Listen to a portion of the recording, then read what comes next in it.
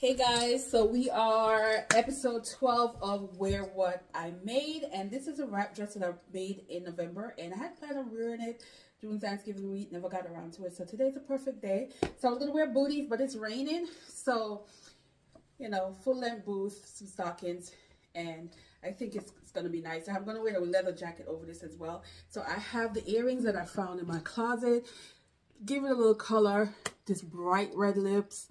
And this turtleneck can go up or folded. So right now, because I'm inside, I'm having it this way. But when I'm outside, it's going to be up because keep me warm.